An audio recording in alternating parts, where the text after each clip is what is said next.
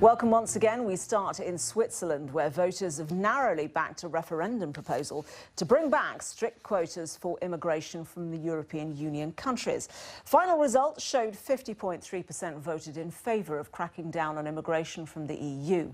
It's caused uproar in Europe for various reasons. While not a member of the EU, Switzerland does have a number of open border treaties with the Union, and new immigration limits would breach those treaties. It would also create problems for the many international companies based there, such as Nestlé. They rely on highly skilled foreign workers. Finally, Switzerland relies on being able to trade with its neighbours.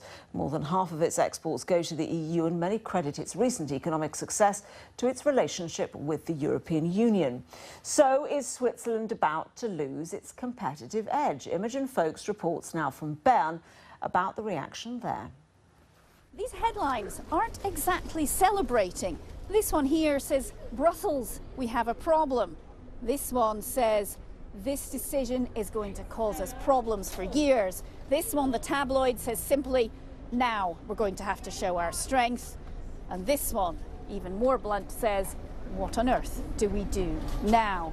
So as you can see, there's a feeling of nervousness, a feeling almost that something has changed quite fundamentally in Switzerland, almost overnight.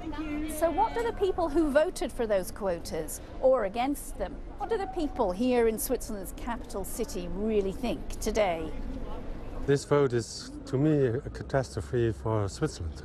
I think people who voted for it, in favor for it, they didn't really think what would be consequences, and they didn't really think of all the Germans we have, all the French people we have, and the Italians. And so, yeah, not really agreeing with it.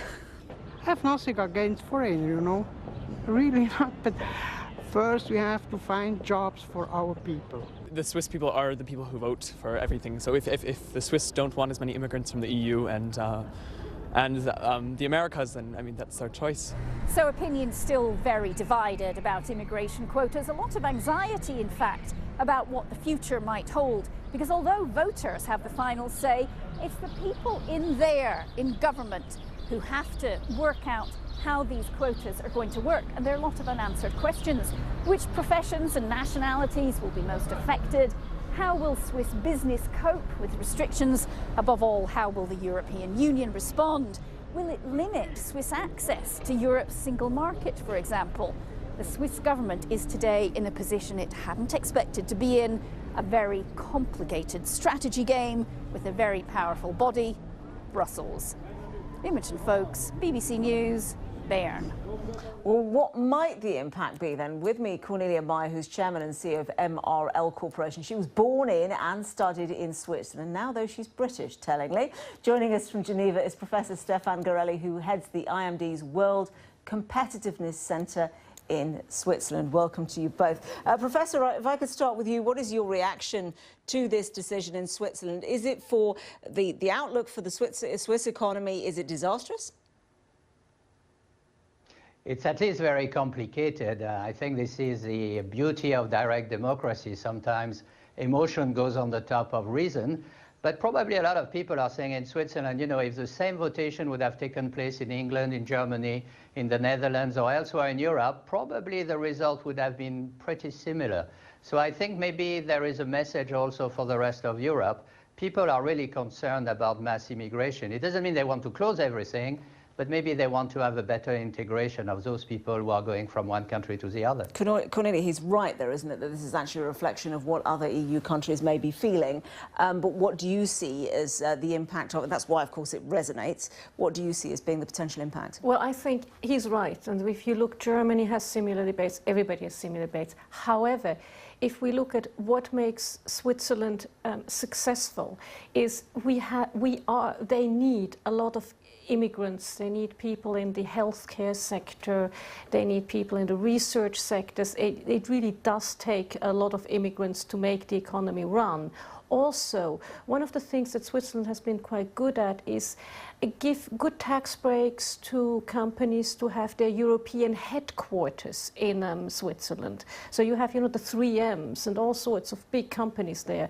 Now, if they don't get the free movement of capital, of services and of goods that come with the whole EU package that Switzerland has negotiated, they may revisit, where they want to have their headquarters. So it's not necessarily good for the Swiss economy. Stefan, would you agree with that the Swiss economy would have to readjust profoundly?